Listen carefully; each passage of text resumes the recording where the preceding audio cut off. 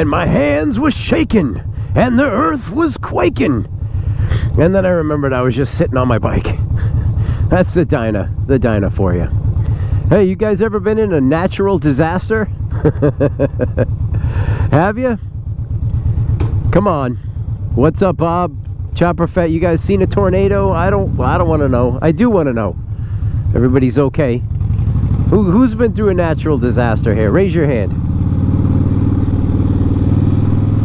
Is this guy waiting to cross? What is he doing? He's hiding behind the pole. Very sly, very coy. Don't cross the street coy here. That is not a way to stay alive. I want this guy to turn so that I can cheat. Yeah, we were coming by anyway, hate to tell you. Which way are you going? Yes, natural disaster. I guess maybe I'm looking at one. I was in the ice storm. I talked about it. The major ice storm up in up in the entire northeast United States and Canada, southern Canada or whatever. It was the late 90s or whatever. And the whole world turned to ice, and you know, people died, and a lot of animals had to get put down and died as well. And it was quite a time. People were burning their decks to stay warm and getting sick from the pressure treated wood, and firing up generators and forgetting to open the windows and dying of carbon monoxide poisoning. It was quite an experience. I've been through hurricanes.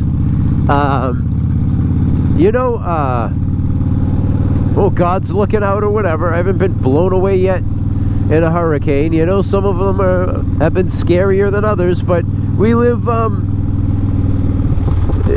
kind of inland a bit, so I'm not as worried about that.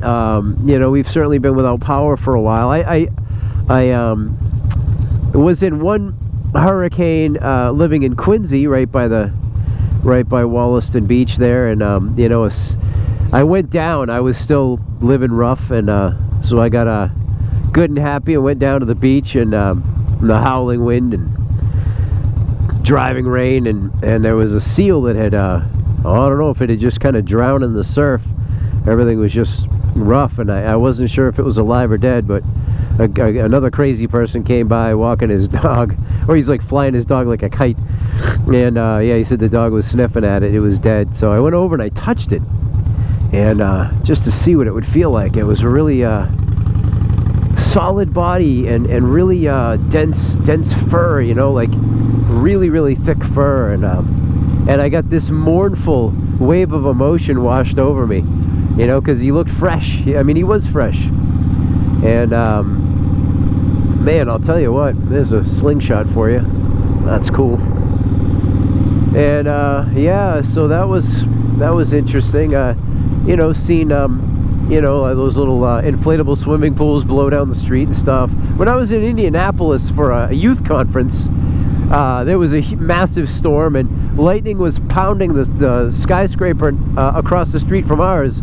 I mean, just like a disco show. It was like an ABBA concert or something. Flash, flash, flash, flash. And those, I don't know if I'm going to pass one right here, but those blue mailboxes that are screwed to the street, and you go and you do the thing, and then people with OCD open the thing a couple times to make sure their letters slip down in. Yeah, one of those was blowing down the street. And thanks. Well, that's crazy. So that was something else. I was in the blizzard of 1978, and I remember my father climbing out the window because you couldn't climb out the door. And the snow was too deep. It came too quick, too heavy. And my dad had to go out the window, and we had a fireplace, and I remember cooking stuff in the fireplace. I don't remember much other than that. I was 4 years old, but I do remember my dad disappearing out the window, and I remember cooking in the fireplace. So that was, we've definitely had blizzards and stuff. I've certainly had my share of bombogenesis, driving home from Walpole to at that time Braintree, and it was that bombogenesis, the thunder snow, and so that was the snow was piling up, so people were running out of gas on the highway, facing the wrong direction because they spun out. It was like the scene in the Stand or whatever, when everybody's like dead in their cars, and you know, Stephen King's characters like, you know, come downstairs with me, I like chicken, or some crazy. I had a dude like, do you have any gas? Do you have any gas? Do you have any gas? As I'm going by, I'm like, I can't stop. I had my scraper out the window, and I'm scraping as I drive. I had a stick shift, so I had to keep it in gear, as I couldn't shift because my other hand was occupied trying to keep the snow from building up so I could get home. And if I wasn't in a Subaru that day, I would not have made it home, I guarantee.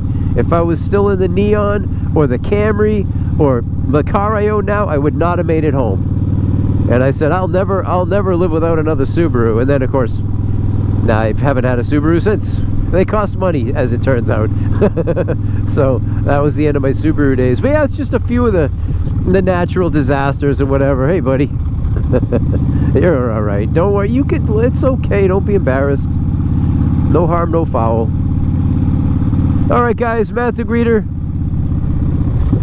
Fires, floods, killer bees. Leave a comment, please. And I'll see you in the next one. All right, guys. Care about you. Bye.